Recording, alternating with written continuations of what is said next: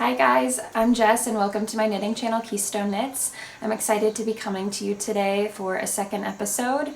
I have been up to a lot since we last spoke and I can't wait to show you all I have finished. I have 3 finished objects, 1 work in progress, and a gauge swatch that I just finished and blocked out. I'm coming to you from Pittsburgh, Pennsylvania, where I live with my husband Scott, my daughter Reese, who is 2, and our dog Sunny, who is a cockapoo. Let me get started.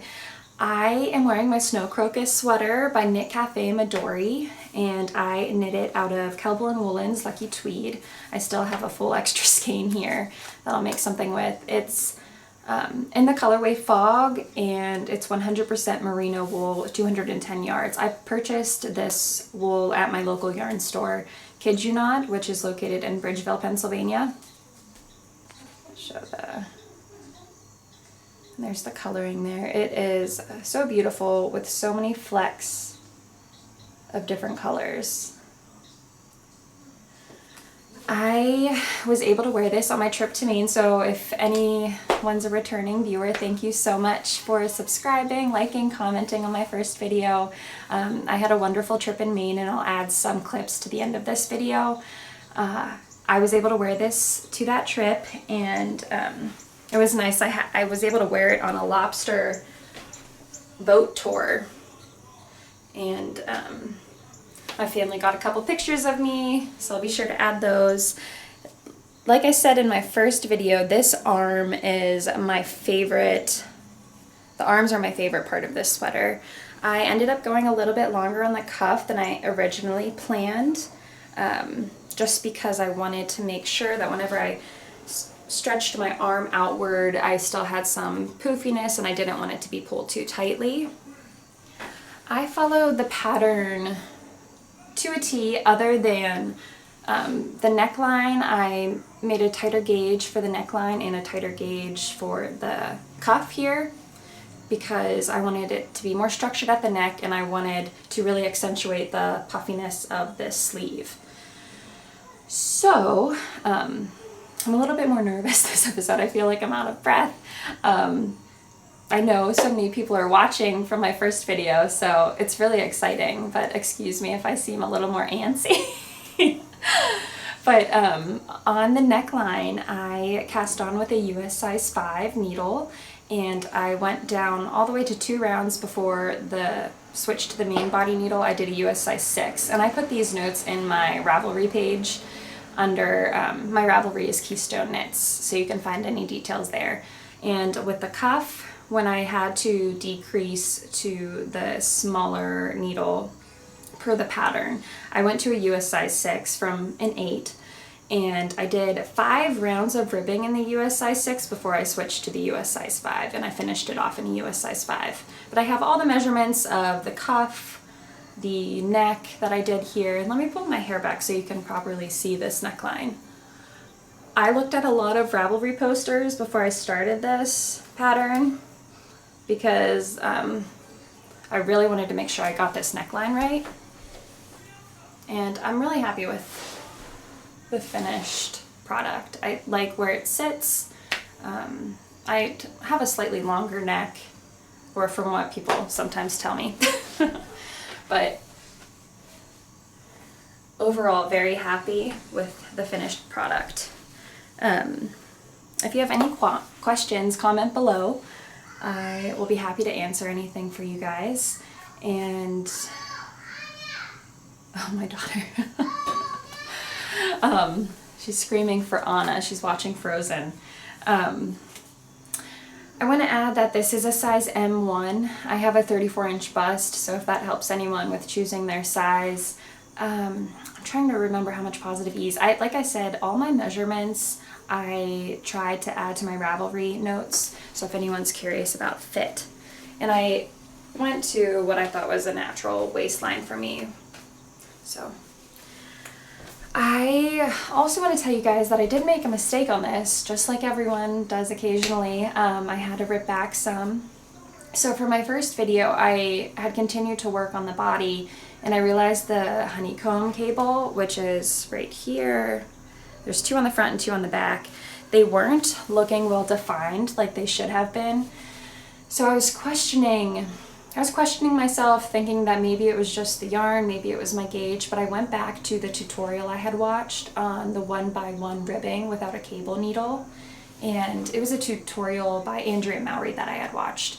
And I recommend the tutorial, it was great, and after rewatching it I realized I was wrapping my right-leaning cables incorrectly without a cable needle, and so I ended up ripping back 2 stitches at a time so I could manage those 2 stitches and the tension as best as I could. So that's why I did 2 at a time. I probably could have done the whole cable, which was 4 stitches. I probably could have ripped back all 4 at once, but I wanted it to be as perfect as I could, because this sweater has meant a lot to me. I mean, I am in love with it and I wanted to have the best possible outcome.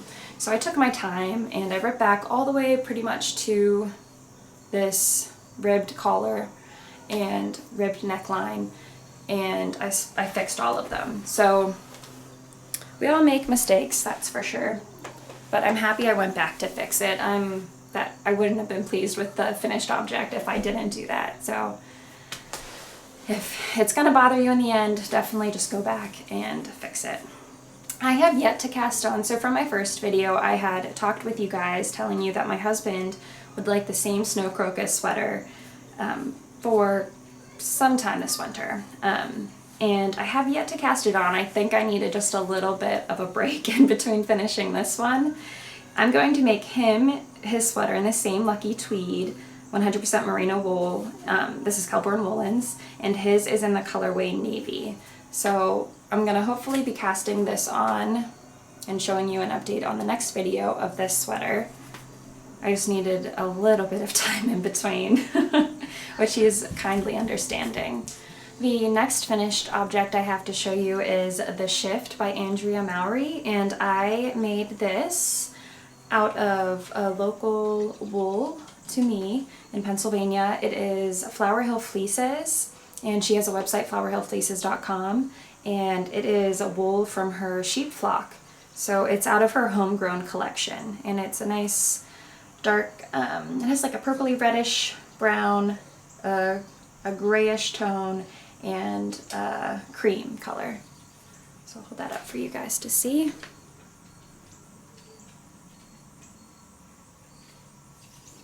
My gauge was slightly bigger on this pattern than the patterns, so I did make some adjustments. I shortened some of the repeat rounds, and I kind of went off pattern when it came to switching colors, because this is obvious, these are bold color, they're solid colors, and in the pattern she has, I want to call it variegated yarn. So I did occasionally throw in a color that may not have been called for at the time, but I just kind of went off what I thought would work and what I was looking for. And I'm really happy with the overall finished object. Mine still ended up being a little bit bigger. I tried to follow Andrea Mowry's schematic, so it would be a similar size, but it still ended up being a little bit bigger after blocking. So the seam here, I think it ended up being 2 inches longer than Andrea's. So I do have a little bit more around the neckline than she had in her pattern, but it'll keep me warm, and I love the rustic feel of this wool, the rustic look. Let me put it on. Whew. Comb the eyebrows back. And I'm so happy with how it sits. So I really wanted the circumference to be a little bit tighter. Now I didn't make it tighter than Andrea Mowry's pattern, but I wanted to make sure that I stuck to that circumference because I wanted this to stand more so than drape around me. And I think I accomplished that, especially with all this extra fabric. There's nowhere really for it to go other than up around my neck. So I think it'll be a nice warm cowl to wear this winter. Oh, what can I say about it? It has a nice I-cord edging around all the edges. There's probably a lot of you out there who have made this. I've heard people making multiples of these. I know Andrea recommends the pattern. So on her YouTube channel that I watch, so of course she's recommending her patterns, but she says it's a great one that people are constantly going back to. So here's the finished. Wear it around. I feel like with how mine is stitched, it sits best with the point just being right down in the center. But I'm very happy with it. I probably will make more of these. This took me a long time. This is the mosaic knitting, and I spent a long time working on this in the car on my trip to Maine, and I still hadn't had it finished until after I got back home. I mean, I pretty much just had to cast off when I got home from that trip, but it took a long time, longer than I thought. But there is that. I would recommend this pattern. It's really nice. Alright, so the next finished object I have is just a simple little 2x2 ribbed hat, and I made this with some leftover yarn I had. So it's the Kelbourne Woolens Lucky Tweed that I made my sweater from, and I had Ella Ray Kid Mohair in silk in the colorway Peach. This was left over from a sweater for my daughter, and I decided to put the two together for a nice little ribbed hat. I've been wanting to make a 2x2 ribbed hat for a while for myself, and I thought 2x2 ribbing to me sometimes has a masculine feel when it comes to a hat, and I just thought the softness of this mohair would give it that feminine touch I was looking for, and it ended up turning out really interesting with the colors. But I really like it. I didn't make any slouchiness to this hat. I actually had oh gosh, tongue-tied. I started my decreases too soon, and the hat ended up being a little too small. I wanted the cuff to be about the size it is now, and I wasn't getting that. I think it was about right here, so I had to add an extra inch. So I had to rip back from where those decreases started and add an extra inch or so. But I'm really happy I did. I love it. I think since I still have more yarn, I think I might try and make my daughter a hat so we can match. So we'll see. She loves to wear the hats I make, which I love. So I'm happy she wears when I make her. The only thing, she doesn't seem to like the sweaters, but she likes the hats. So alrighty, next up are my whips. So I have one whip and one gauge swatch. And let me show you, I got 2 new bags when I was in Maine. I got this cute little project bag, and this was handmade by a woman. I got it at one of the souvenir shops in Bar Harbor, Maine. And it's little buoys all over it. And it has a little pocket here. It's meant to fold up into itself, and you tuck it in this pocket, but I can use it for notions. I like this. And I also, there was a Del Sol color changing store there when we were in Maine, and I bought this color changing bag, so whenever UV light hits it, it will change colors. So let me see. Let me put it in front of some light and I'll show you guys. Here we go. There's some color. Yeah, I just thought it was really cute. Just a canvas bag that I have one of my projects in right now. I am working on the Easy Peasy Bandana by Susanne Muller. And I made this, so me and my husband had a last minute getaway trip together.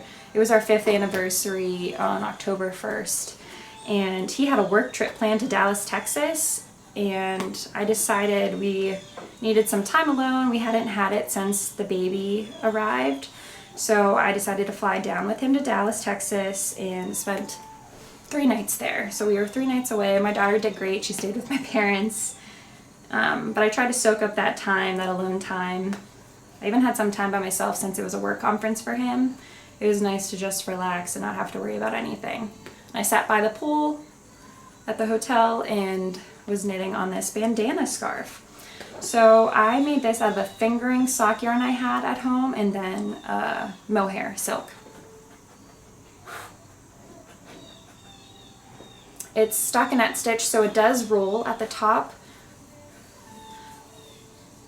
but that'll block out a little bit, and I actually like the roll a little bit because that's the part that goes around your neck, so it almost makes it look like it's doubled when you have it worn. So I have it halfway done. I just started the decreasing at the tip. But I just found a free pattern for this. Let me show you the two yarns that are separated so you can see how the colors. This is the Manos del Uruguay, and this is Yoshi. Hold on, let me double check which coloring that is. This is Yoshi and Lucy, and it's Kid Mohair silk in the color Queen Mother. I bought this at my local yarn store, kid you not, and this as well. This has been sitting in my stash for a little while though. And this is looking true to color on camera, which is nice that you guys can see that. Kind of has a grungy feel. I really like it. I'm excited to see it done. Let me show you the picture. In the Manos del Uruguay is in the color foil. It's Alegria Superwash Merino for the fingering. I want to show you a photo of the Easy Peasy bandana. It has a very chic finished look, so I might end up making more of these with the fingering weight yarns I have in the Mohair silks. Here it is.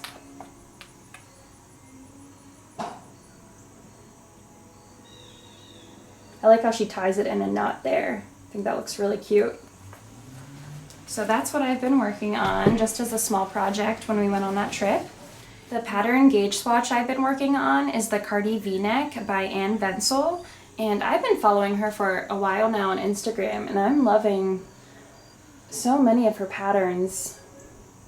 It has a honeycomb stitch throughout it's a deep V-neck, and I just think she has such a, I don't know, all of her patterns have a laid back, sexy, cool feel to them. This one especially with the deep V-neck, I think it would look really cute with a little bralette, little tank underneath. And I am making mine out of some yarn I've had in my stash. So I have had this Luminosa by Cascade yarns in my stash for over a year now. I was planning on making a weekender sweater with it, and I still think it would look nice, but I just haven't been excited about making the weekender sweater. I think I'm kind of into cables and texture right now when it comes to sweaters. So I gauge swatched that Cardi V-neck out of this yarn, and the recommended needle size for this yarn is a US size 8. And the pattern calls for 3 strands of wool held together, but since this is similar to this yarn weight is similar to the 3 strands held together, that it worked out perfectly, and I'm actually going to use a US size 8 for this. So I was happy with how this gauge swatch turned out, and in the measurements it came really close. So since it's an oversized sweater, I'm not spot on, but I'm pretty much right there with where I want to be. So I'm excited to cast that on, and we'll see how long it takes me. I watched Ventzel's tutorial on how to do her 1x1 cabling without a cable needle, and I really liked her method for this particular piece because with other methods my needle was somehow getting stuck in the little in between. It was splitting the threads of this yarn, and her method had more grace to it. It might take me a little bit longer, but I enjoyed her method for making this. So I'm excited. I'm curious to hear what you guys think of that pattern, but I just think, I don't know, it has a sexy, fun look with a deep V-neck. So, and I love the oversized fit as well for the winter time. When I was in Texas with my husband, we went to a local yarn store called On the Lamb Yarn Shop, and I picked up 2 different mohairs, and it is hand dyed in Texas, chicken coop dye works for the color in you.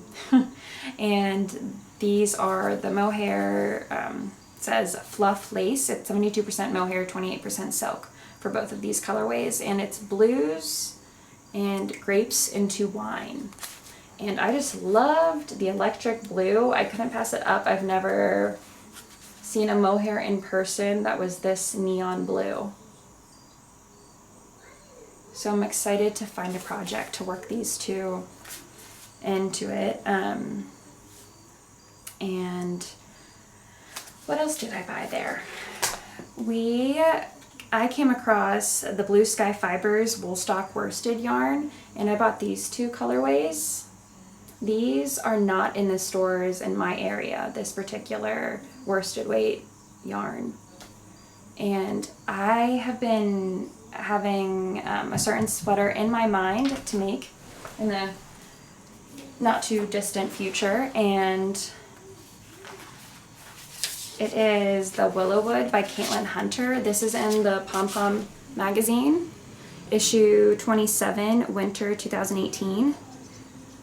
This is the Victorian inspired Pom Pom issue by Nora Gagan.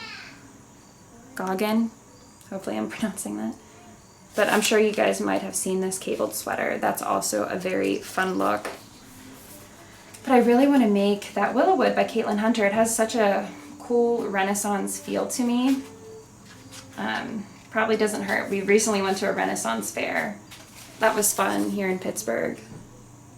So there it is. And I loved the colorway in the book, so I saw these two and thought it would be perfect for that. The colorway for this deep burgundy wine color is Deep Velvet number 1314, and it has some blue threads running through it, which makes a cool effect. And this color is Gray Harbor number 1304. They come in 50 gram skeins, 123 yards.